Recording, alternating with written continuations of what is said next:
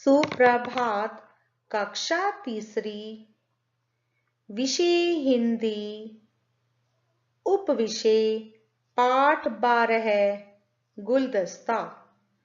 पुस्तक का नाम गुलमोहर हिंदी पाठ्य पुस्तक। व्याख्यान 2। बच्चों, आज हम कक्षा में व्याख्यान 2 में पाठ 12 गुलदस्ता से संबंधित अभ्यास कार्य और भाषा ज्ञान का अध्ययन करेंगे। तो चलिए बच्चों, सबसे पहले अभ्यास कार्य के अध्ययन की शुरुआत करते हैं। अभ्यास कार्य। प्रश्न 1। नीचे दिए गए प्रश्नों के उत्तर लिखिए। क। नानी के लिए ईशान उपहार स्वरूप क्या लाया था? प्रश्न चिन्ह। उत्तर। नानी के लिए ईशान उपहार स्वरूप गुलदस्ता लेकर आया था। पूर्ण विराम। ख। ईशान के आते ही पूरा घर किससे भर गया? प्रश्न चिन्ह। उत्तर। ईशान के आते ही पूरा घर खुशबू से भर गया। पूर्ण विराम। प्रश्न 1। नीचे दिए गए प्रश्नों के उत्तर लिखिए। क। नानी के लिए ईशान उपहार स्वरूप। उपहार स्वरूप का अर्थ है उपहार के रूप में। क्या लाया था? उत्तर। नानी के लिए ईशान उपहार स्वरूप गुलदस्ता। गुलदस्ता का अर्थ है फूलों का गुच्छा। लेकर आया था। ख।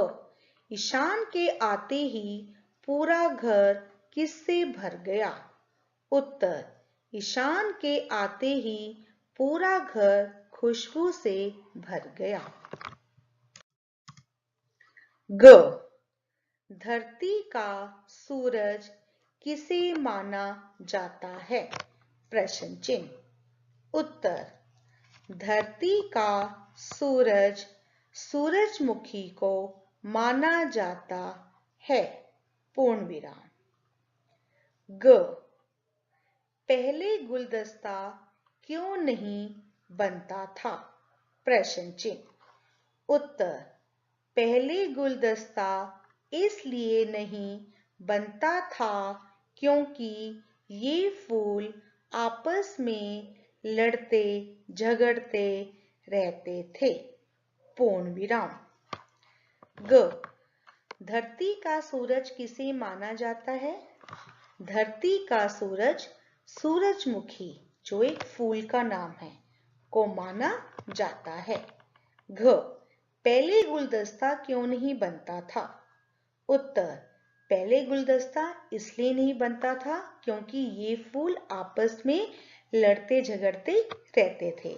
सभी फूल अपनी अपनी महानता बताते थे और उसी बात पर आपस में लड़ते झगड़ते रहते थे। अण। आपको जिस फूल की विशेषता अच्छी लगी हो उसे लिखिए। उत्तर। मुझे गुलाब के फूल की विशेषता अच्छी लगी क्योंकि यह फूल रिश्तों में प्यार बढ़ाने के लिए जाना जाता है। पूर्ण विराम। आपको जिस फूल की विशेषता अच्छी लगी हो उसे लिखिए। मुझे तो गुलाब के फूल की विशेषता सबसे अच्छी लगी क्योंकि यह फूल रिश्तों में प्यार बढ़ाने के लिए जाना जाता है। च। गुलदस्ता कब से बनने लगा? प्रश्न चिन्ह। उत्तर।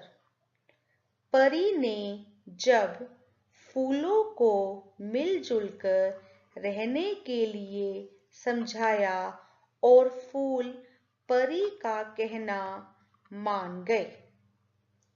तब से गुलदस्ता बनने लगा। पूर्ण विराम। गुलदस्ता कब से बनने लगा?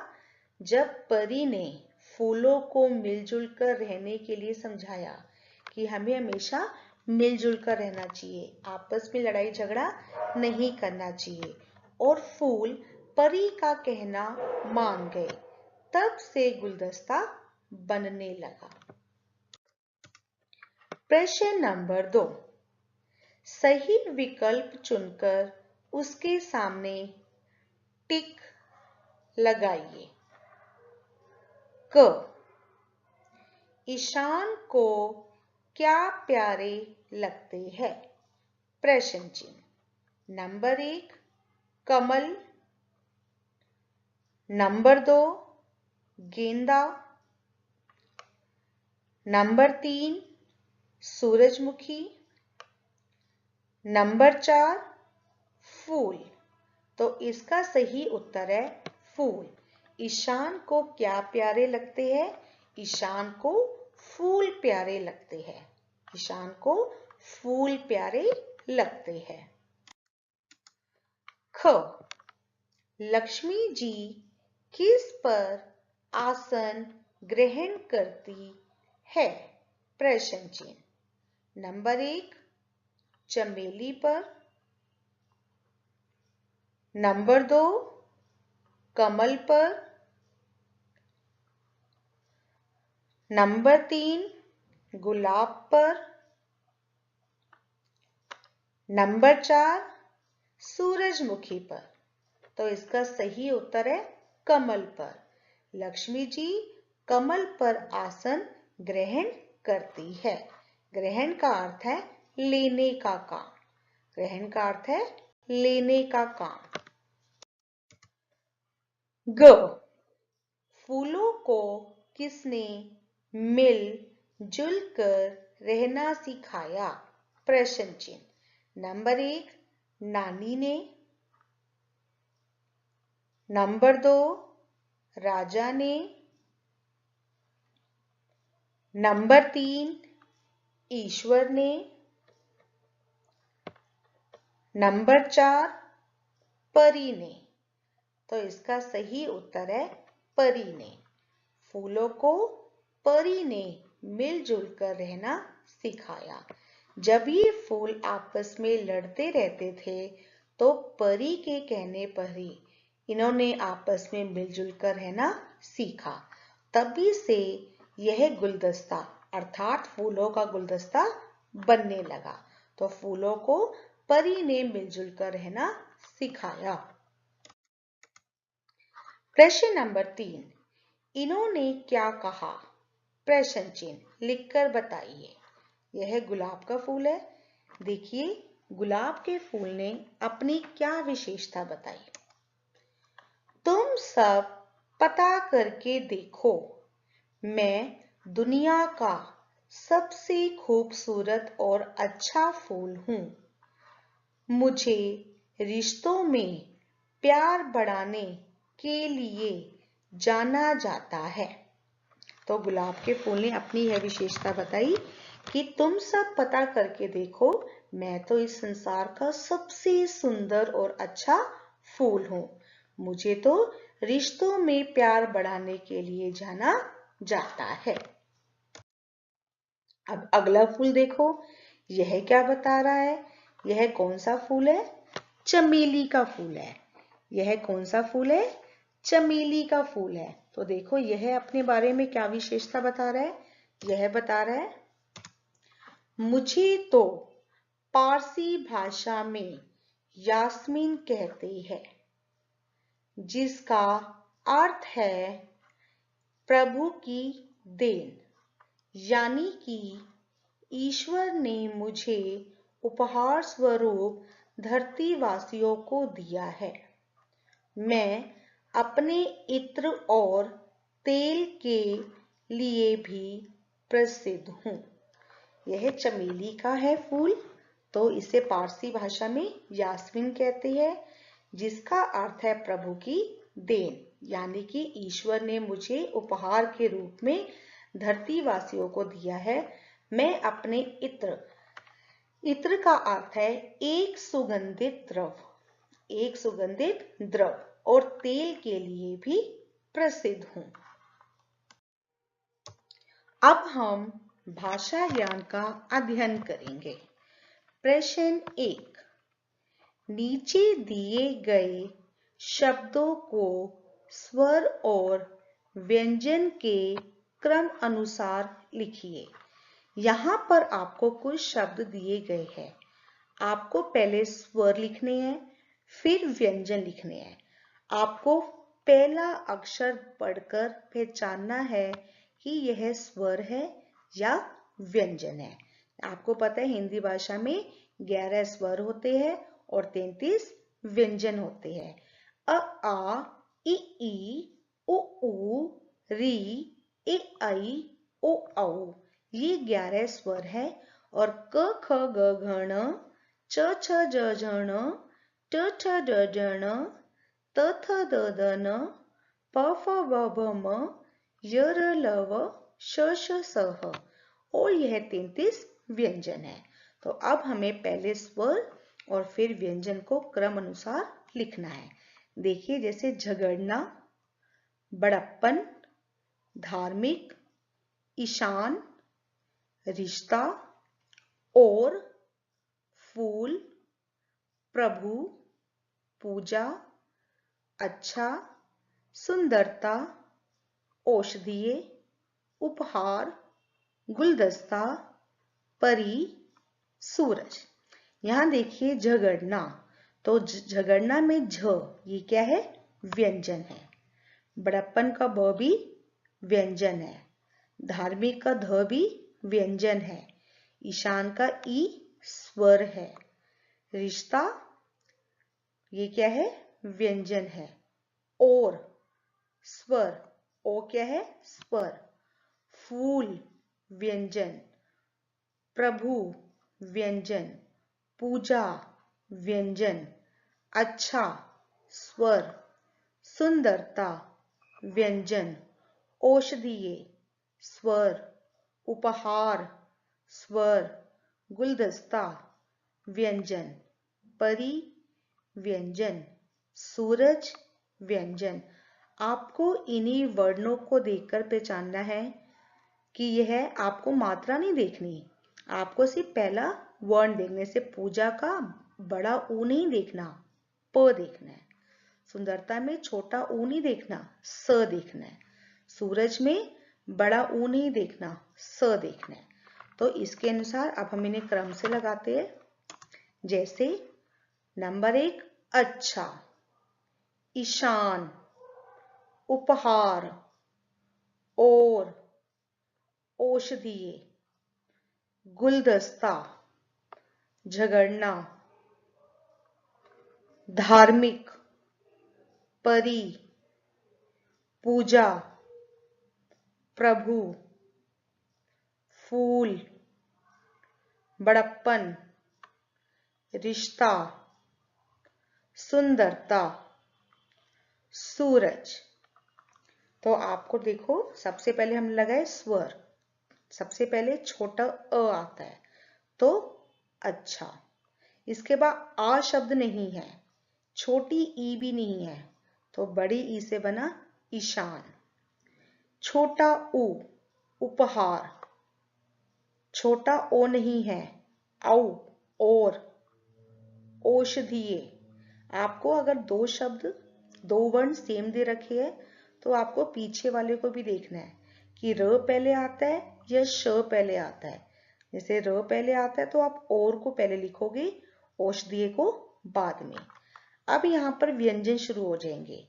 गुलदस्ता ग, झगड़ना, धार्मिक, परी, पूजा, प्रभु, फूल, बड़प्पन, रिश्ता, सुंदरता, और अंत में आएगा सूरज।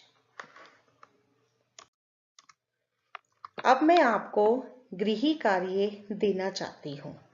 प्रश्न नंबर 1, नीचे दिए गए शब्दों के समानार्थी शब्द जिसे हम समान अर्थ वाले शब्द भी कहते हैं।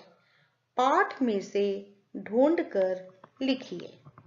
जैसे नंबर 1 क कुसुम, कुसुम को क्या कहते हैं? ख सुंदरता,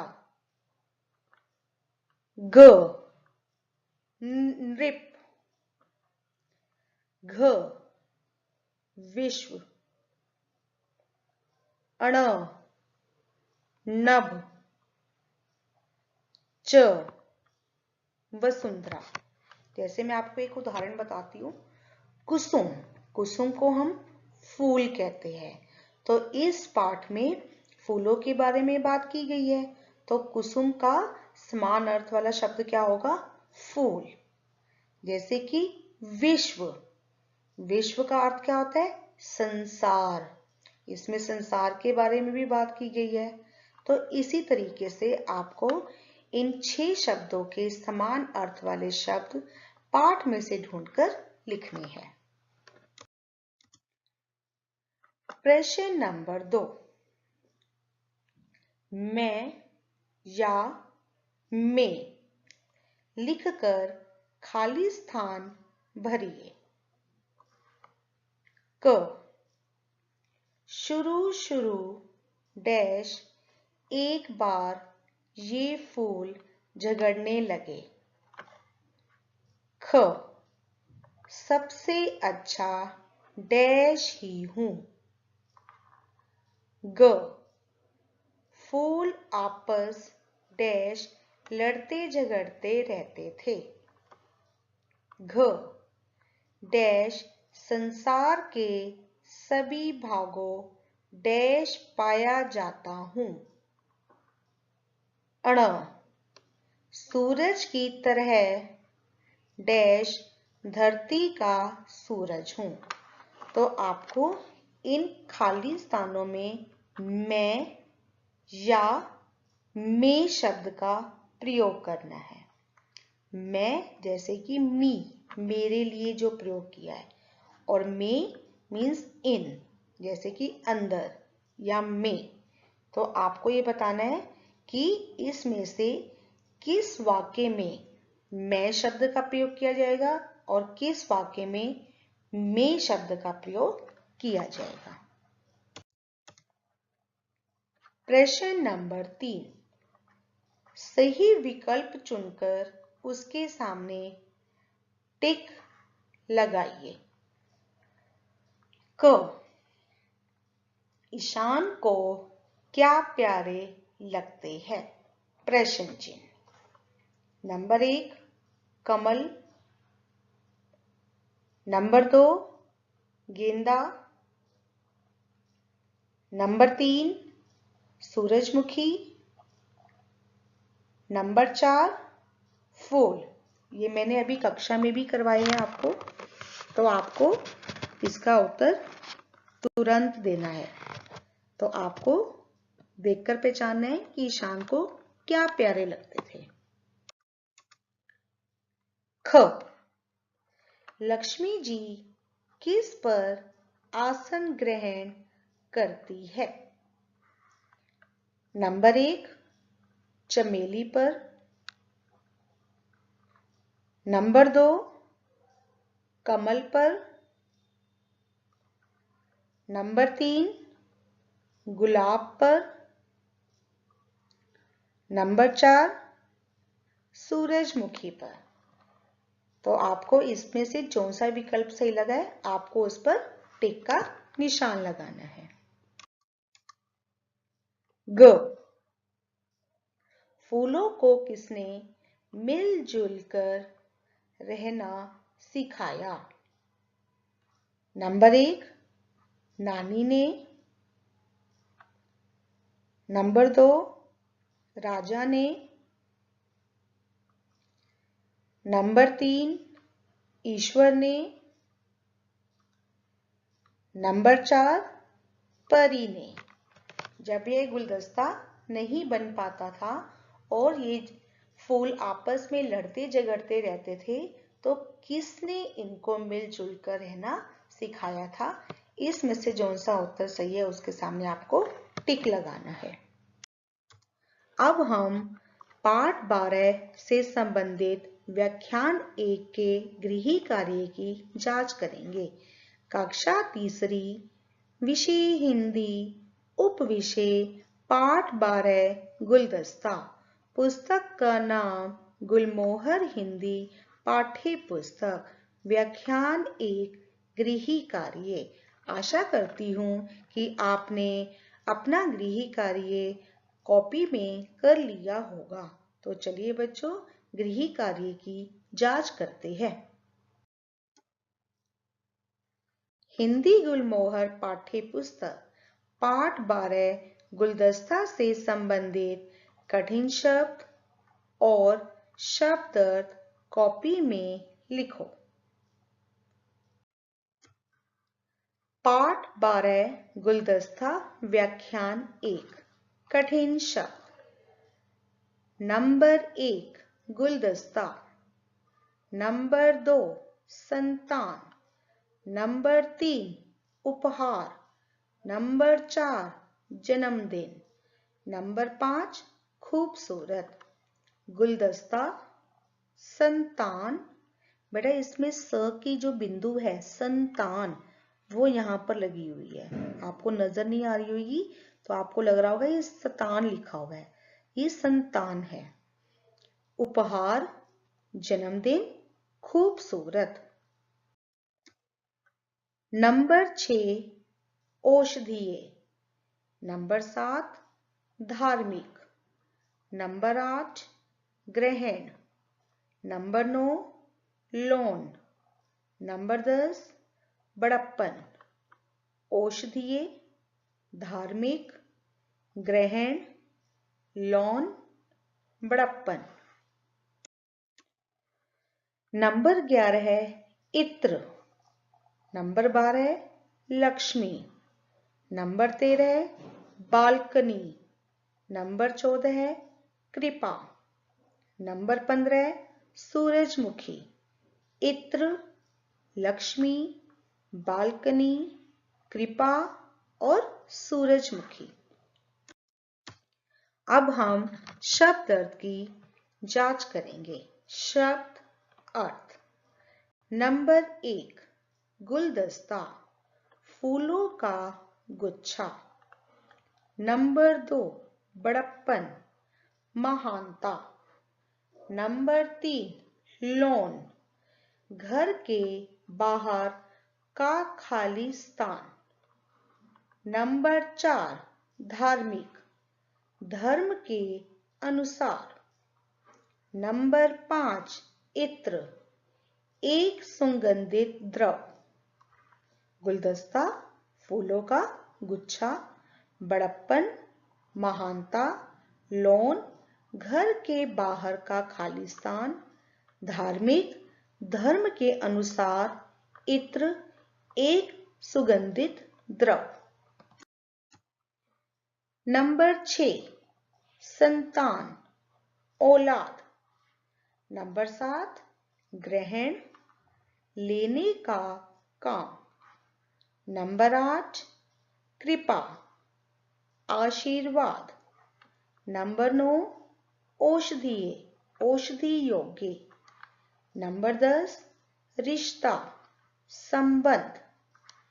नंबर 6 संतान, औलाद, ग्रहण, लेने का काम, कृपा, आशीर्वाद, औषधीय, औषधि योग्य, रिश्ता, संबंध।